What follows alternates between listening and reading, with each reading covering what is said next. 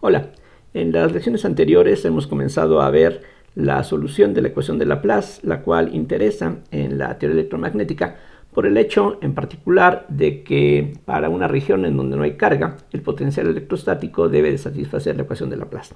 Ya en las lecciones anteriores vimos cómo se puede resolver la ecuación de Laplace por separación de variables en las coordenadas esféricas y hemos visto también en la lección pasada algunas aplicaciones, algunos ejemplos específicos donde hemos sido capaces de calcular la distribución de carga y el campo a través del potencial que se produce en algunos casos concretos. Vamos a ver ahora algo análogo, pero tratando en este caso la solución de la ecuación de Laplace en coordenadas cilíndricas o más precisamente en coordenadas cilíndricas circulares. Entonces, recordemos para comenzar que las coordenadas cilíndricas se van a estar denotando por r, θ y z, como ya indicaba en lecciones anteriores. Aquí hay un pequeño problema por la diversidad de notaciones que se emplean regularmente dentro de la física y esta es la notación que vamos a emplear.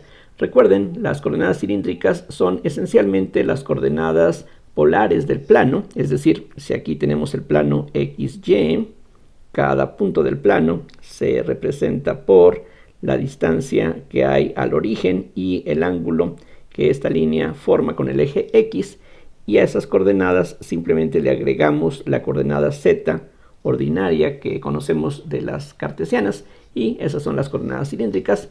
Se llaman así, por supuesto, porque las superficies con R constante son cilindros. De hecho, se podría llamar de otra manera también, porque las superficies con θ constante son planos y las superficies con z constante también son planos. Pero bueno, ese es el nombre que tienen y ese es el nombre que vamos a seguir usando.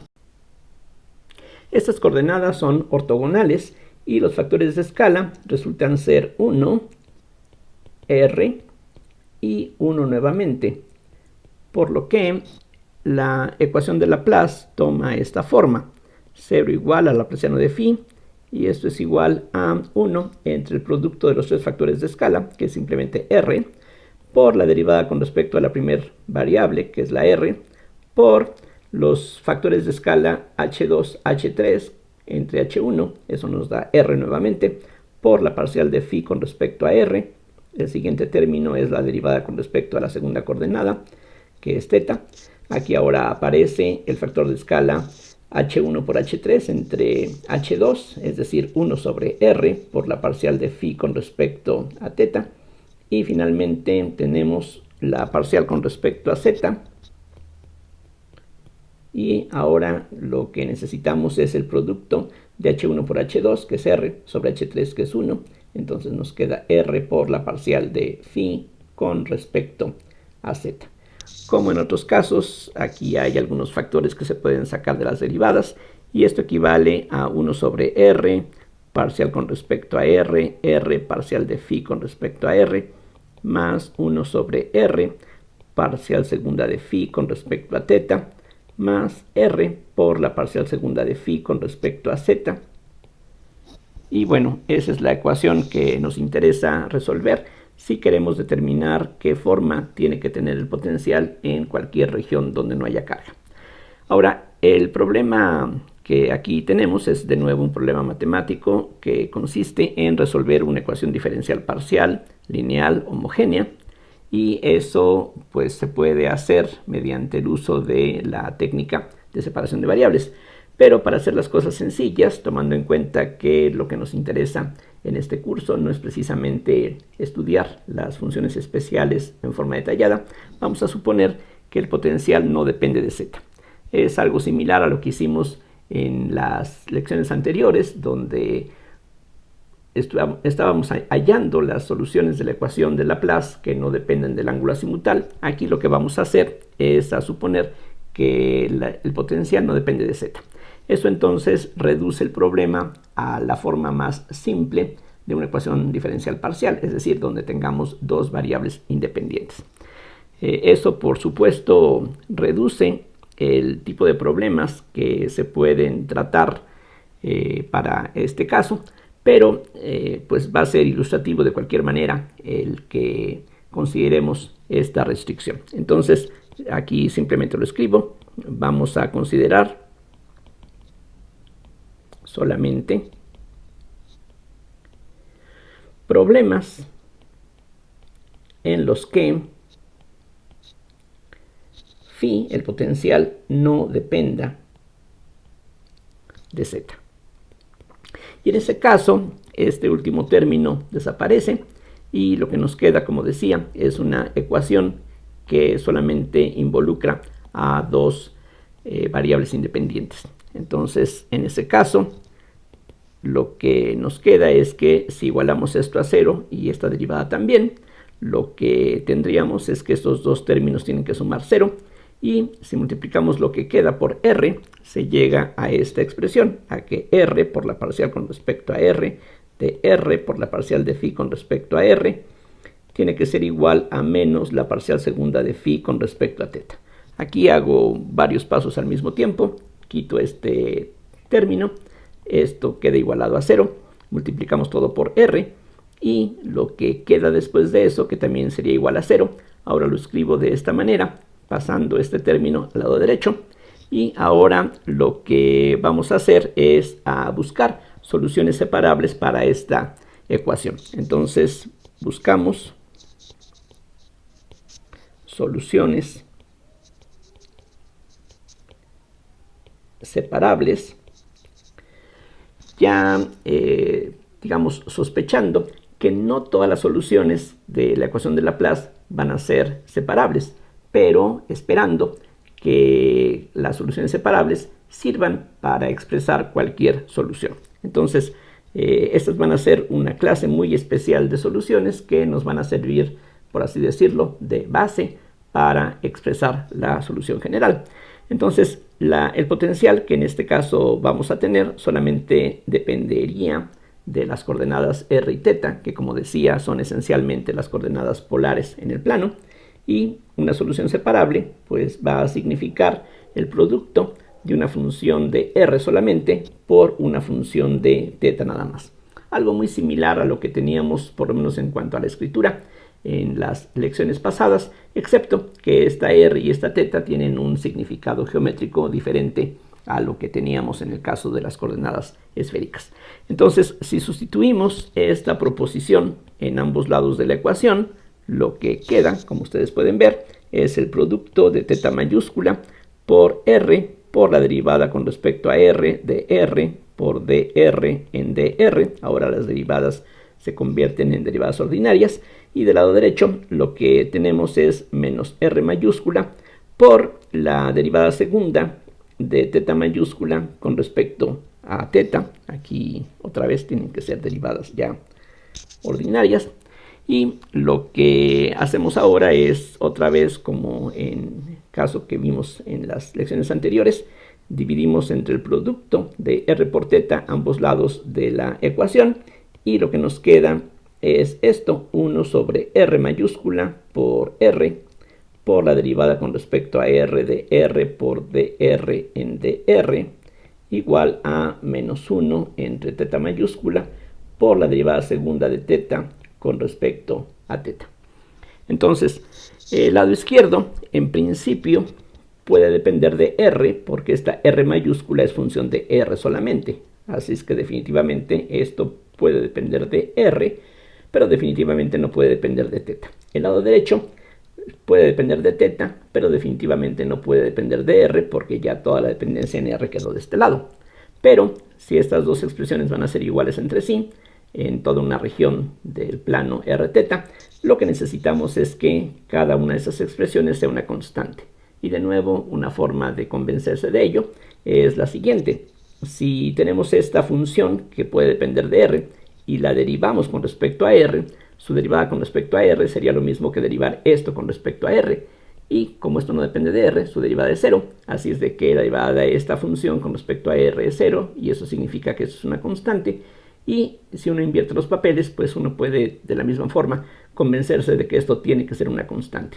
En fin, esa constante en este caso la vamos a denotar por una n cuadrada por la razón que enseguida voy a explicar. A diferencia de lo que teníamos en en el caso de las coordenadas esféricas, las ecuaciones que aquí se obtienen son bastante más sencillas que las que teníamos en aquel otro caso, y justamente la ecuación que tenemos aquí al final, vean que se puede escribir así: la derivada segunda de teta con respecto a teta sería igual a menos n cuadrada por teta, y esta ecuación, pensando en que n cuadrada es una cantidad real, tiene como soluciones, entre otras, a los senos y cosenos de n teta. Entonces de aquí teta puede ser, por ejemplo, el seno de n teta minúscula o el coseno de n teta minúscula. Vean que efectivamente, si tomamos cualquiera de estas funciones, por ejemplo esta primera, si la derivamos una vez, vamos a obtener n veces el coseno de n teta. Si volvemos a derivar, otra vez va a quedar un factor n multiplicando, pero la derivada del coseno es un menos seno, de ahí entonces va a salir este signo menos, y uno puede convencerse de que efectivamente esta función satisface esta ecuación, y lo mismo pasa aquí. Como esta ecuación es una ecuación lineal y homogénea, entonces cualquier combinación lineal de estas soluciones va a ser solución de la ecuación, y como tenemos aquí dos funciones que son linealmente independientes entre sí, entonces eso nos va a dar la solución general. Esta n tiene que ser un número natural, esta n tiene que ser 0, 1, 2 en adelante, para que de esa manera tengamos una función periódica, tomando en cuenta, si regresamos al dibujo original, aquí arriba, vean que si uno incrementa el valor de teta por 2pi, 4pi, 6pi, 8pi, cualquier múltiplo de pi positivo o negativo, estamos regresando al mismo punto del plano o del espacio. Pero si esperamos que la función potencial sea una función univaluada, entonces lo que necesitamos es tener funciones periódicas que precisamente tengan exactamente el mismo valor en un punto, sin importar cuál descripción utilicemos de él. Por ejemplo, este punto de aquí tiene teta igual a 0, pero también podemos pensar que tiene teta igual a 2pi, o teta igual a 4pi, o teta igual a menos 6pi. Cualquiera de esas descripciones tiene que darnos algo equivalente, y la función phi tiene que tener el mismo valor independientemente de la rama que nosotros estemos escogiendo. Y entonces eso se va a garantizar si precisamente suponemos que esta n que aparece en esta expresión o aquí es un número natural, para que de esa forma, cuando teta se incremente por 2pi, 4pi o cualquier múltiplo entero de pi, aquí tengamos también, como la n es entero, pues un múltiplo entero de 2pi, y el valor de la función regrese a lo que teníamos originalmente antes de hacer ese incremento. Entonces aquí la situación es bastante más sencilla que en el caso de las coordenadas esféricas. Aquí de inmediato podemos ver qué valores son posibles para esta constante de separación. Aquí nada más un pequeño comentario. Vean ustedes que cuando la n vale 0, esta función es simplemente 1 idénticamente, mientras que esta vale 0, y 0 no es parte de un conjunto linealmente independiente. O sea que el caso con n igual a 0 tenemos que tratarlo separadamente. Entonces voy a digamos, corregir lo que aquí tenemos. Entonces la n solamente podría tomar valores 1, 2, 3 en adelante para que estas funciones nos den la solución general de esta ecuación, pero el caso con n igual a 0 tenemos que tratarlo de una manera independiente.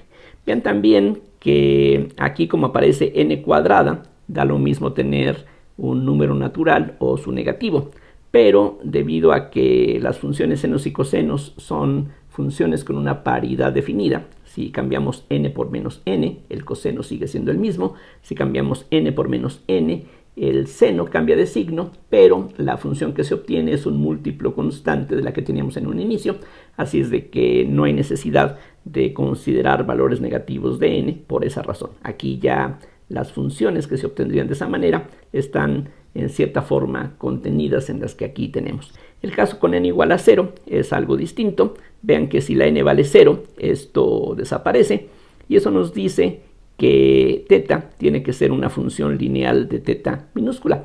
Sí, pero aquí ya había mencionado que las soluciones que son admisibles tienen que ser periódicas, y si queremos una función lineal que sea periódica, la única posibilidad es que sea una constante.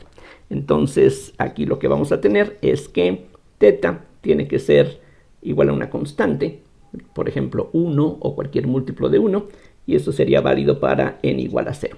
Entonces aquí tenemos una situación pues no complicada, pero quizá un poquito desagradable, en el sentido de que estas funciones no van a darnos la solución general, sino que tenemos que considerar un caso aquí separado. Algo bastante simple, pero bueno, esa es la situación.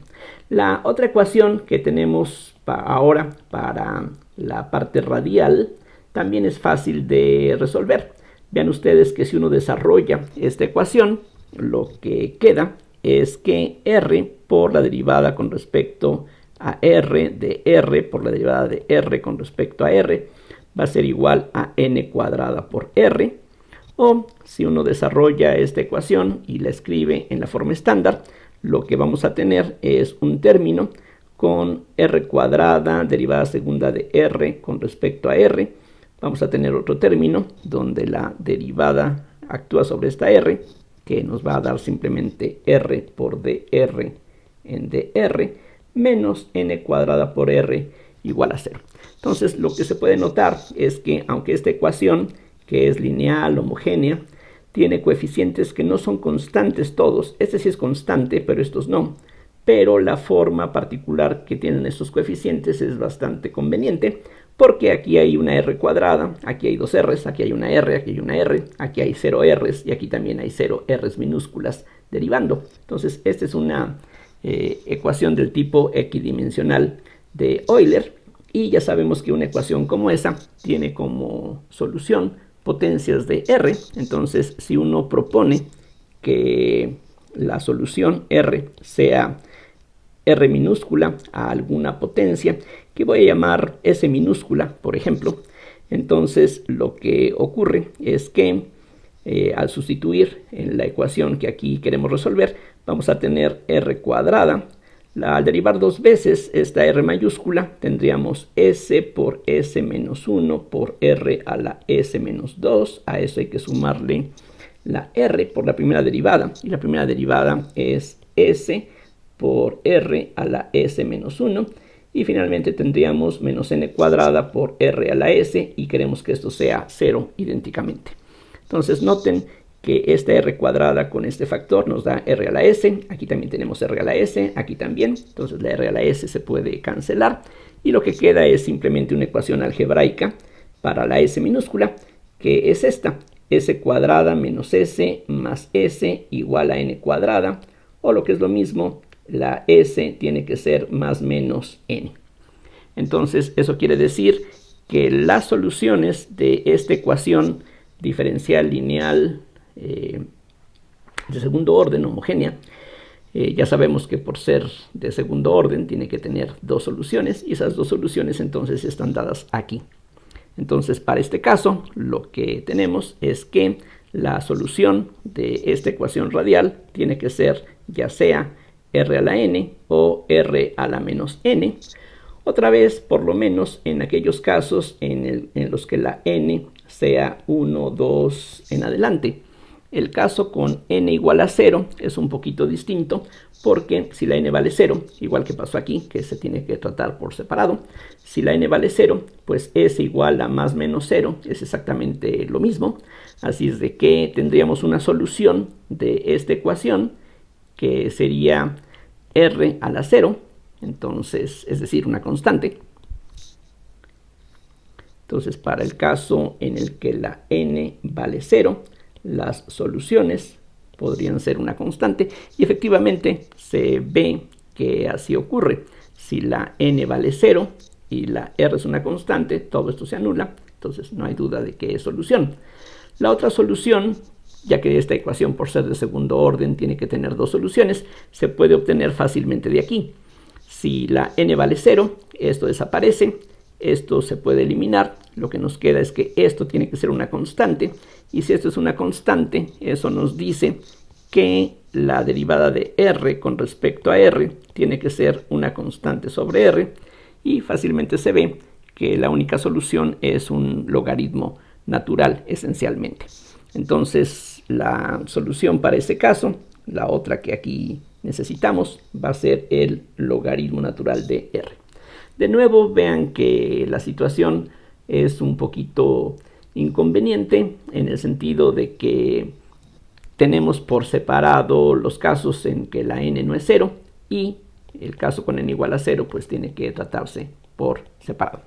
Entonces vamos a confiar, no lo vamos a demostrar, no es el objetivo, vamos a confiar que las soluciones separables que aquí se han construido, que son funciones bastante simples como ustedes pueden ver, es decir, aquí no hay necesidad de introducir funciones especiales como se les llama, aquí simplemente tenemos, pues quizá lo más complicado serían estos logaritmos y estas funciones trigonométricas, pero eso es todo lo que se necesita. Entonces, confiando en que estas soluciones separables que aquí hemos hallado efectivamente sirven para representar cualquier solución de esta clase, entonces la conclusión que aquí vamos a enunciar es esta, que la solución general, aunque no lo estamos demostrando, pero estamos aquí esperando que esto sea cierto, la solución general de la ecuación de Laplace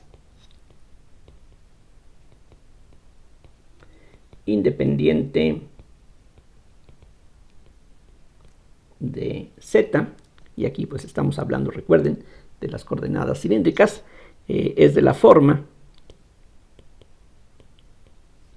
phi, que nada más va a depender de r y θ, algo como esto, una suma desde 1 a infinito. Aquí recuerden, tenemos que tratar los casos de 1 a infinito por separado del caso con n igual a 0, y lo que vamos a tener son cosas como esta, a n por r a la n más bn por r a la menos n, porque ya sabemos que estas funciones nos permiten encontrar la solución general de esta ecuación lineal homogénea, y esas potencias se pueden acompañar de un coseno de nθ, pero también podemos tener cosas como cn por r a la n más dn por r a la menos n por el seno de nθ, ya que sabemos que senos y cosenos pueden servirnos como solución de esta ecuación.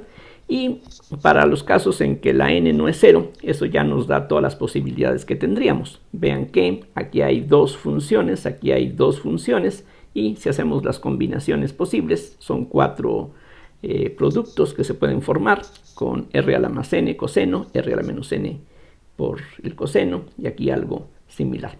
Noten también que la situación aquí es diferente a lo que teníamos en el caso de las coordenadas esféricas, donde aparecía también un r a la n, aunque con un significado diferente de la r, pero junto con eso teníamos un r a la menos n menos 1. Aquí en cambio el valor absoluto de estos exponentes es exactamente el mismo.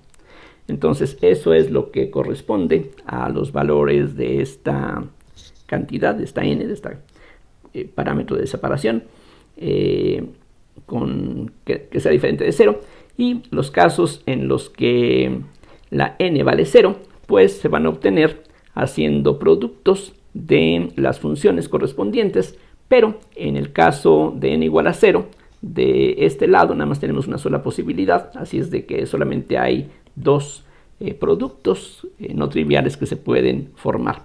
Entonces esos los agrego aquí.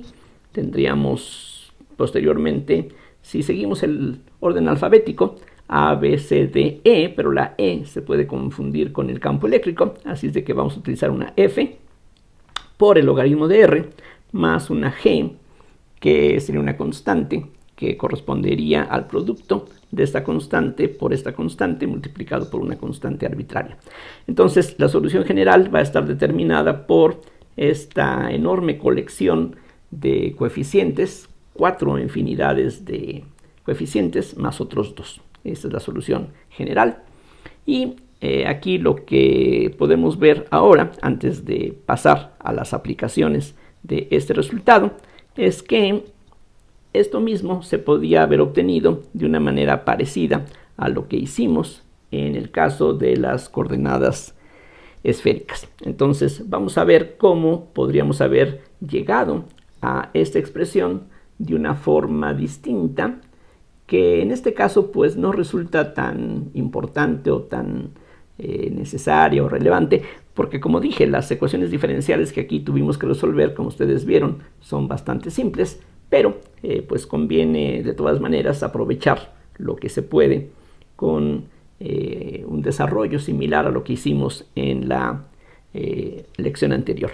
Si recuerdan, si revisan lo que hicimos en la lección pasada, lo que consideramos fue una carga puntual Q situada sobre el eje Z a una distancia A del origen, y a partir de allí calculábamos el potencial que correspondía, y por la forma como se coloca esta carga, el potencial que corresponde va a ser automáticamente axialmente simétrico alrededor del eje Z, que es precisamente el eje en el que se encuentra esta carga. Bueno, entonces, ¿cuál sería el análogo, podríamos pensar, de esta construcción? Bueno, algo que podemos hacer que sería análogo, como vamos a ver enseguida, sería considerar una línea de carga que tenga una densidad de carga uniforme. O sea, piensen ustedes en un hilo cargado infinito que tenga una densidad uniforme. De esa manera, si uno coloca el sistema de ejes cartesianos de tal forma que el eje Z sea paralelo a esta línea de carga, pues tenemos una simetría. Si uno traslada esta línea hacia arriba o hacia abajo, como es algo infinito y su densidad es constante, no se notaría ninguna diferencia. Entonces, el potencial o el campo que produce esta línea de carga va a tener precisamente la característica de ser independiente de Z. Entonces, este sería el análogo, decía, del caso de la carga puntual sobre el eje Z que habíamos utilizado en la lección anterior. Entonces, lo que vamos a hacer es recordar cómo se puede calcular el potencial para una línea como esta, y lo que ayuda es la simetría, como decía, que en este caso tenemos las líneas de campo que uno espera por tener una densidad uniforme, son rectas que emanan de esta línea si tiene carga positiva en todas direcciones, pero perpendicularmente a la línea de carga. Aquí, si queremos aplicar la ley de Gauss para calcular el campo eléctrico primero, la única opción que resulta de utilidad es tomar un cilindro que tenga como eje a la línea de carga misma, y si nos fijamos en algún punto P que se encuentre sobre la superficie de este cilindro, o al revés, si yo quiero calcular el campo en algún punto del espacio, trazo un cilindro que precisamente contenga a este punto de esta manera. Voy a llamarle ρ a la distancia que hay de la línea de carga a este punto, simplemente para reservar los otros nombres de variables que hemos venido usando para otros fines. Entonces aquí, recuerden, esta distancia se mide perpendicularmente al hilo, y entonces la ley de Gauss lo que nos dice es que la integral sobre esta superficie cerrada de E punto de A tiene que ser igual a la carga encerrada en esta superficie. Aquí se supone que tenemos las tapas, tanto superior como inferior, junto con esta superficie lateral para tener una superficie cerrada, y la carga encerrada en esta superficie, si le llamamos h a la altura del cilindro, pues sería simplemente lambda por h, ya que lambda representa la carga por unidad de longitud, y de acuerdo con la ley de Gauss hay que dividir todo esto entre epsilon 0.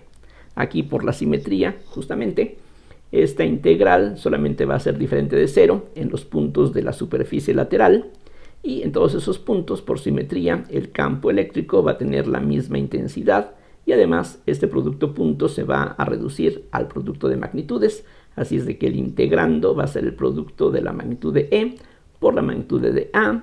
La E va a tener el mismo valor en todos los puntos de la superficie lateral, así es que se puede sacar de la integral, por lo que nos va a quedar del lado izquierdo es la magnitud de E en el punto P por el área de esa superficie lateral, que claramente tiene que ser 2πρ por H.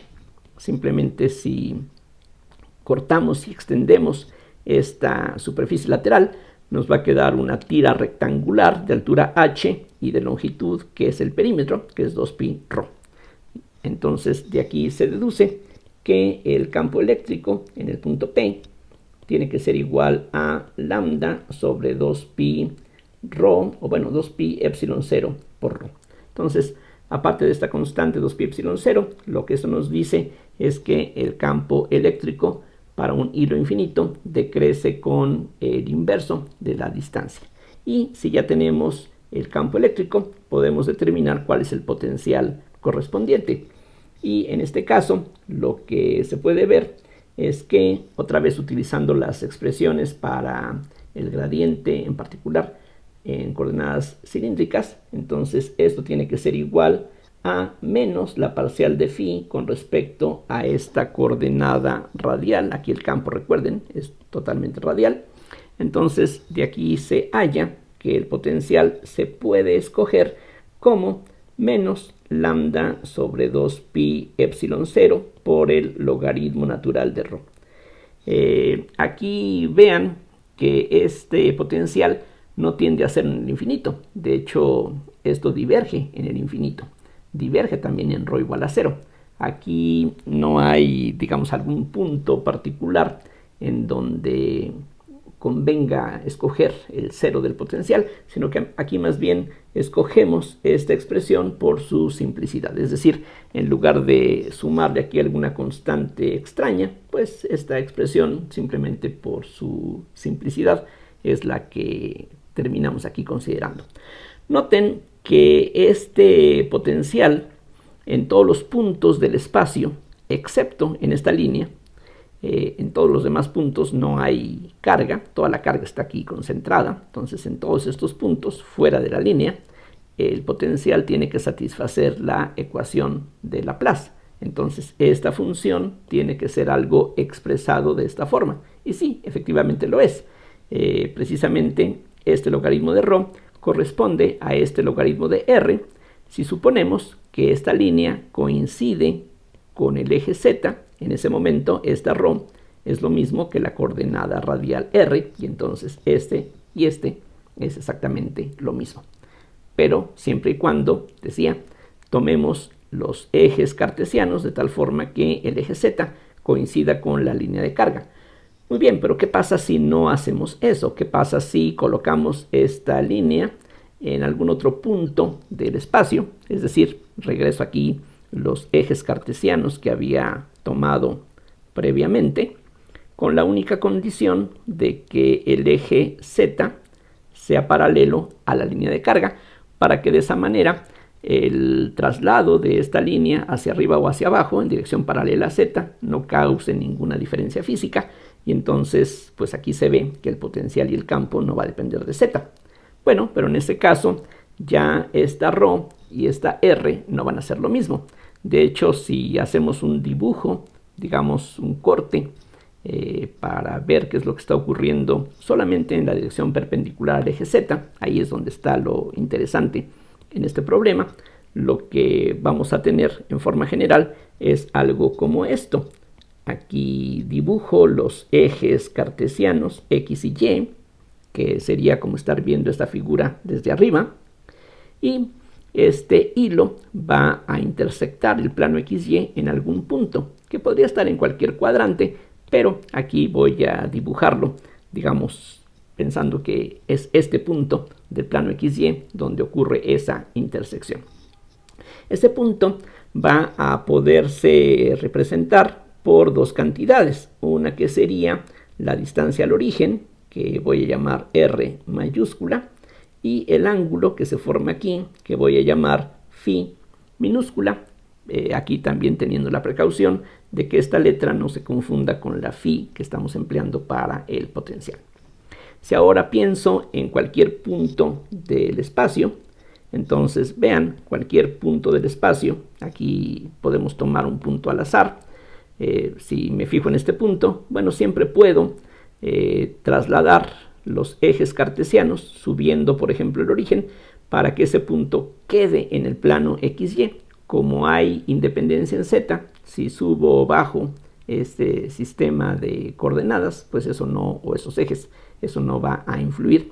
Así es de que, sin pérdida de generalidad, podemos pensar que cualquier punto se localiza en el plano XY, simplemente recorriendo el plano para que contenga el punto que nos interesa. En este punto, si estuviera aquí a una altura de 5 unidades, pues simplemente traslado el origen 5 unidades para que este punto quede en el plano XY y no pasó nada. O sea, simplemente estoy ejerciendo la libertad que tenemos de escoger el origen como nos convenga, y aquí la única condición, como dije, es que el eje Z sea paralelo a la línea de carga para que tengamos un potencial y un campo que no dependa de la coordenada Z.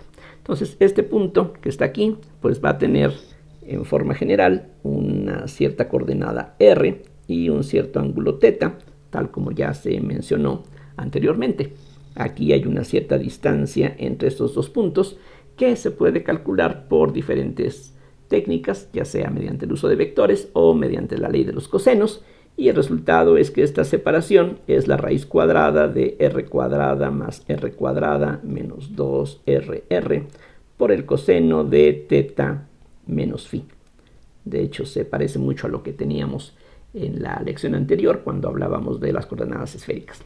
Entonces, pensando en este problema físico, tenemos una línea de carga que no necesariamente está sobre el eje Z, sino que está trasladada una cierta distancia r en alguna dirección dada por este ángulo phi. Entonces, en cualquier punto del espacio, el potencial se va a poder calcular mediante esta expresión,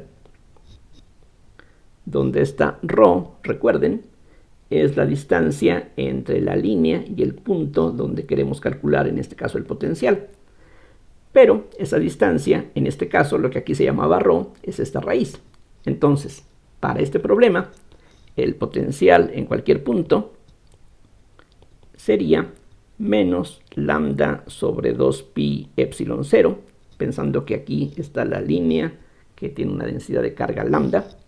Aquí vean que la expresión que se obtuvo no depende de que la lambda sea positiva o negativa. Como dije, si lambda es positiva, las líneas de campo salen de la línea. Si la lambda es negativa, las líneas van en dirección contraria. Pero eso ya está incluido en esta expresión, que sería válida en cualquier caso. Entonces aquí no hay restricción. Aquí lambda puede ser positiva o negativa. Esto de todas maneras sigue siendo perfectamente válido de cualquier manera. Entonces lo que queda es el logaritmo, decía, de la raíz cuadrada de r cuadrada más r cuadrada menos 2rr por el coseno de θ menos phi. Y lo que podemos ver es que esta expresión no necesitamos sustituirla en la ecuación de Laplace. La ecuación de Laplace la tenemos acá arriba. De hecho, no sería difícil tomar esa expresión que acabamos de hallar y sustituirla aquí. Y si todo anda bien, el resultado tiene que ser 0, o sea, el potencial logarítmico que tenemos por allá tiene que darnos 0 si estamos en cualquier punto que no coincida con la línea de carga. Entonces, bueno, podríamos hacerlo, pero confiamos en que todos los resultados sean correctos. Lo que quiero hacer es relacionar esta expresión que aquí hemos obtenido, esta que está al final, con la expresión que obtuvimos antes, esta que está aquí. Si tenemos razón y efectivamente la solución general de la ecuación de Laplace independiente de z tiene esta forma, entonces este logaritmo que aquí obtuvimos tiene que ser justamente de la forma señalada allá arriba. No se parece. Aquí no hay ninguna serie infinita a primera vista. Aquí tenemos un logaritmo que, bueno, se parece al logaritmo que tenemos en esta contribución, pero pues estas potencias de r no se ven, y sobre todo pues la serie no se ve aquí a primera vista. Bien, vamos a ver que efectivamente uno puede desarrollar en serie esta función, este logaritmo, y que los términos de esa serie son precisamente expresiones de la forma tal como aparecen aquí.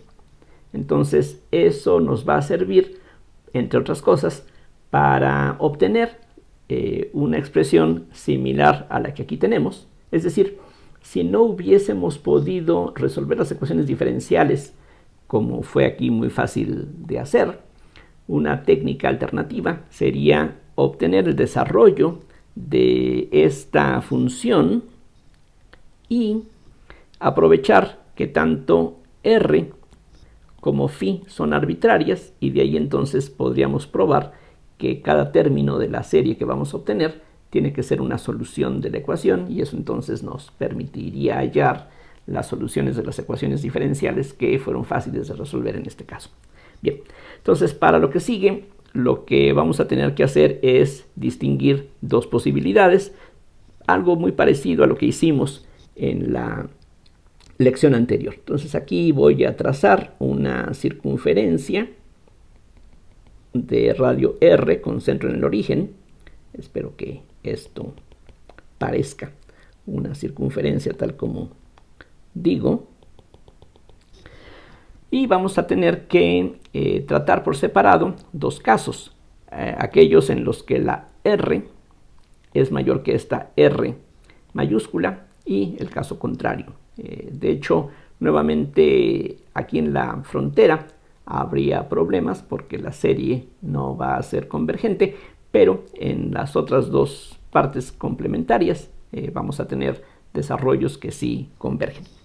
Entonces comienzo por el caso que aquí corresponde a la figura, cuando la r minúscula es mayor que la r mayúscula. Entonces, para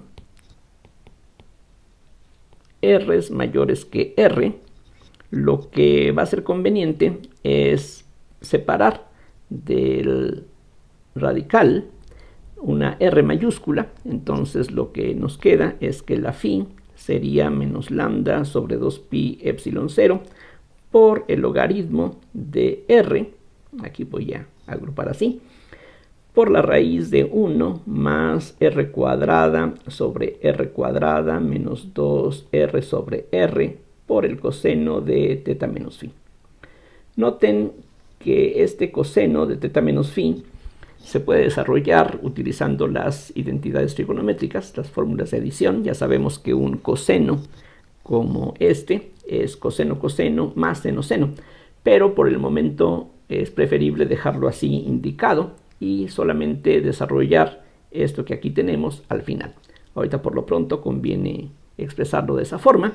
Y ahora, utilizando por una parte que el logaritmo de un producto es la suma de los logaritmos, y después utilizando el desarrollo en serie de Taylor o de Maclaurin para el logaritmo, lo que vamos a necesitar es un resultado que probablemente ustedes conozcan, y es este, que el logaritmo natural de 1 más x, haciendo pues el desarrollo en alrededor de x igual a 0, resulta ser esto, x menos x cuadrada sobre 2 más x cúbica sobre 3 menos x cuarta sobre 4, y así los signos se van alternando, y esa es la serie que representa a esta función.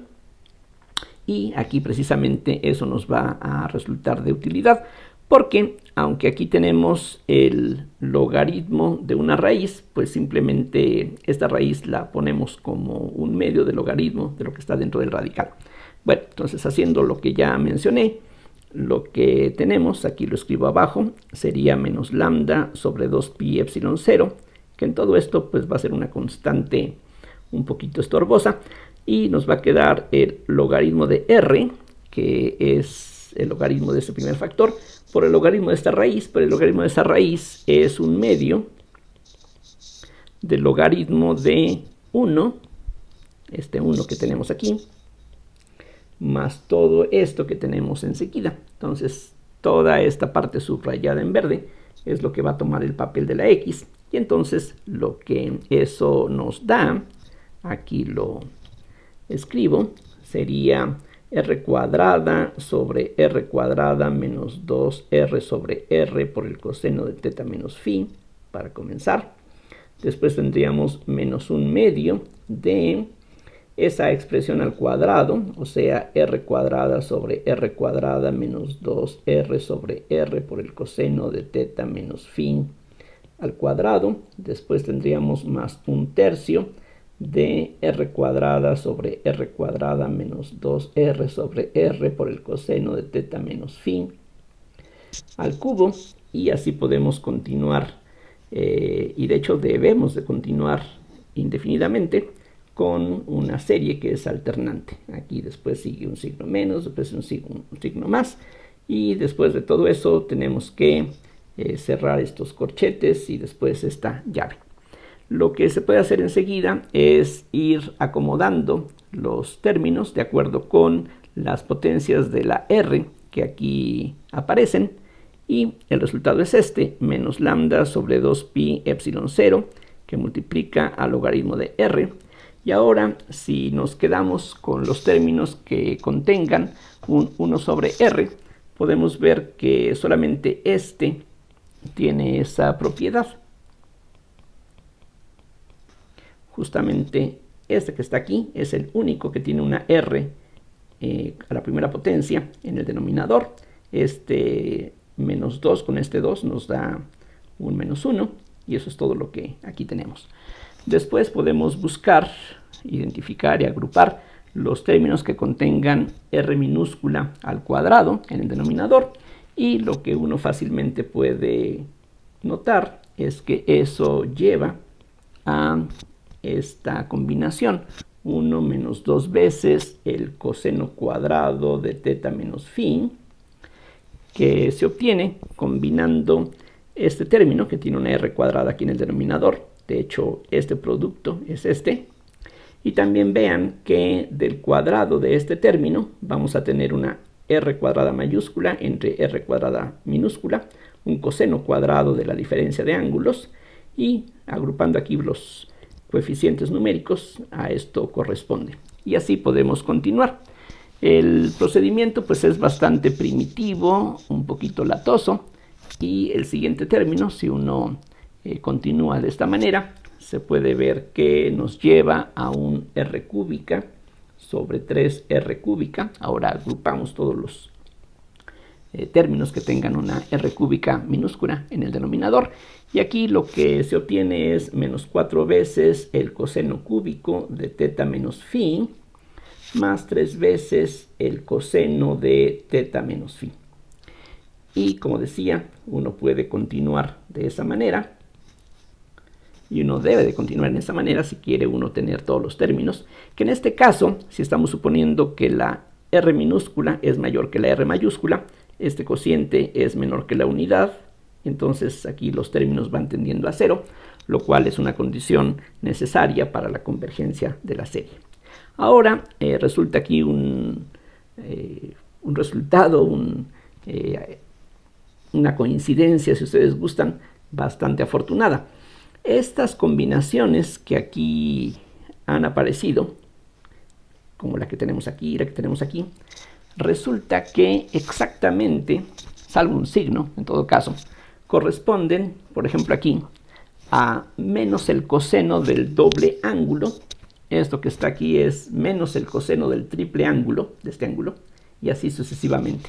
Es decir, es fácil, por lo menos en estos casos iniciales, en estos términos que tenemos de grado bajo, uno puede convencerse, y por inducción u otras formas, uno puede darse cuenta de que lo que aparece aquí equivale exactamente a esto que ahora escribo.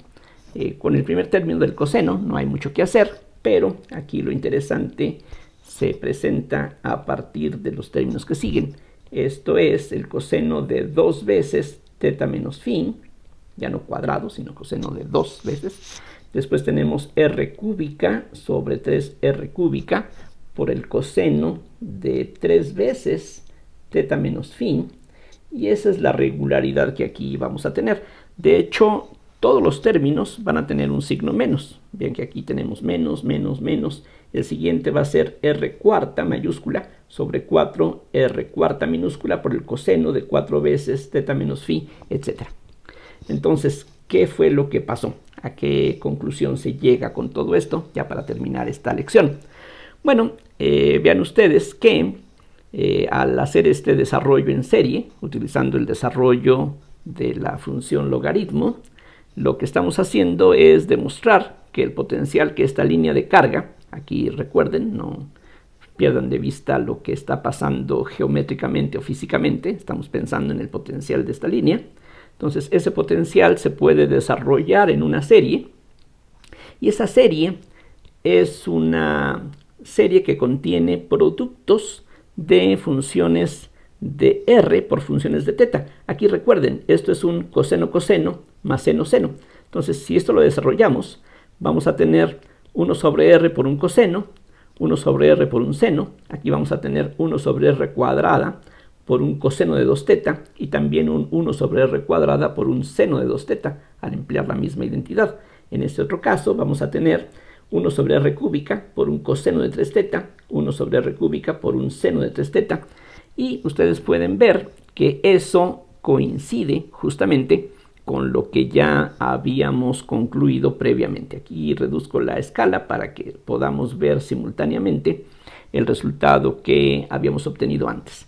Estos términos que aquí se obtienen son precisamente de la forma de potencias negativas con cosenos o con senos, en donde el ángulo teta está multiplicado por el número natural que coincide con el negativo de la potencia de r.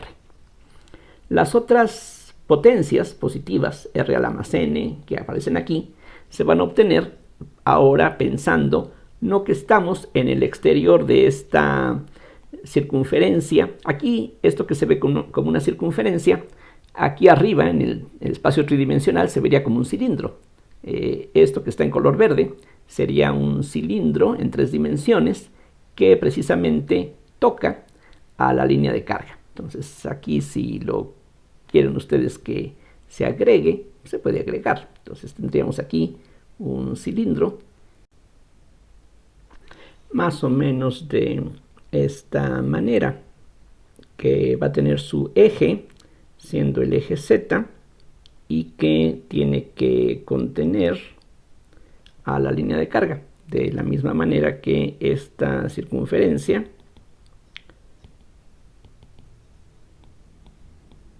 toca a este punto, que es donde se encuentra la línea de carga. Entonces, mientras que el desarrollo que aquí obtuvimos para el potencial de esta línea de carga, esta primera serie es válida para la parte exterior al cilindro color verde. En la región complementaria, pues lo que hay que hacer es simplemente intercambiar los papeles de r minúscula y r mayúscula. Es decir, notemos que en esta expresión que tomamos aquí al inicio, si uno intercambia una r con la otra r, nada cambia, pero aquí en estos pasos, si ahora hacemos pues el intercambio de los papeles, vamos a tener una serie en donde la r minúscula va a aparecer en el numerador y eso sería convergente en la región complementaria. Entonces, sin tener que hacer todo el desarrollo nuevamente, lo que podemos decir es que para r's menores que r mayúscula, el potencial de esta línea de carga se va a expresar por la serie menos lambda sobre 2pi epsilon 0 por el logaritmo de r, que es una constante, menos r sobre r ahora por el coseno de teta menos phi, menos r cuadrada sobre 2r cuadrada por el coseno de 2 veces teta menos phi, menos r cúbica sobre 2r cúbica por el coseno de 3 veces teta menos phi, etc. Entonces, aquí lo que ocurre, como ustedes pueden ver, es que si uno desarrolla estos cosenos, vamos a tener coseno-coseno más seno-seno nuevamente en todos los casos, y eso entonces va a corresponder a productos de r a una potencia, como por ejemplo aquí, r cuadrada por un coseno de 2 teta También vamos a tener aquí r cuadrada por un seno de 2θ. Aquí en cambio r cúbica por un coseno de 3θ y al mismo tiempo r cúbica por un seno de 3θ. Y eso, decía, corresponde a los otros términos que aquí habíamos considerado ya. Este logaritmo, pues sin duda, corresponde, como ustedes ya deben haber visto, a este término que aparece aquí y el término de la constante, que aquí se llamó G mayúscula, pues sería algo similar a la constante que tenemos de este lado. Es decir, no es necesario que todos los términos que pueden aparecer aparezcan, ¿no? Es decir, lo único que estamos diciendo es que la solución general tiene esta forma. Aquí, claro, nos estamos fijando en un caso extremadamente simple, que es una línea de carga, pero aquí pues lo que hemos encontrado ilustra que efectivamente el potencial que se obtiene tiene esta forma. Dependiendo de la región en la que estemos, aparecen unos términos, otros no, pero bueno, de todas maneras eso no contradice lo que aquí está dicho en forma general. Entonces, en la siguiente lección vamos a aprovechar esto que aquí hemos encontrado y, como decía, entre otras cosas, un resultado importante del desarrollo que aquí hicimos. Vean que para llegar a esta serie que está aquí en la parte final, no tuvimos que hablar siquiera de la ecuación de Laplace o de separación de variables ni nada de eso. Es decir, noten que aquí hay una diferencia, una separación conceptual. Por una parte tenemos la ecuación de Laplace, aquí está, la escribimos en coordenadas cilíndricas, aquí está. Buscamos soluciones separables para el caso en el que la phi no depende de z y encontramos esas soluciones y supondremos que con esas soluciones separables podemos construir la solución general. Pero de esta línea roja en adelante es algo en principio distinto. Podemos olvidarnos de todo lo que se hizo en la parte anterior y simplemente pensar en que comenzamos con el campo de esta línea que aquí se determinó y de ahí entonces obtuvimos el potencial, y simplemente viendo que esta ρ corresponde a esta cantidad, a esta distancia, hicimos el desarrollo en serie de potencias y eso entonces nos permitió ver a esta función que tiene esta forma simple como una serie infinita, que es lo que aquí aparece al final, y de hecho tenemos dos series que son hasta cierto punto complementarias, que pues nos dan la solución que tenemos que tener aquí. Finalmente, no lo estamos comprobando como dije, pero debe de ser solución de la ecuación de Laplace. Y aquí uno, si no hubiera sido capaz de resolver las ecuaciones diferenciales, aquí ya tendríamos la solución de esas ecuaciones diferenciales. Algo parecido a lo que ocurrió en el caso de las coordenadas esféricas y que utilizamos para descubrir la forma de los polinomios de Legendre sin tener que resolver la ecuación diferencial. Aquí sí era fácil resolver la ecuación diferencial y aquí pues es bastante satisfactorio que veamos que las cosas coinciden tal como debe de ser o como se puede esperar. Vamos a aplicar, decía, estos resultados, todo lo que aquí vimos en esta lección, en un problema en la siguiente lección, en donde vamos a hacer algo parecido a lo que tratamos en la lección pasada. ¿De qué se trata?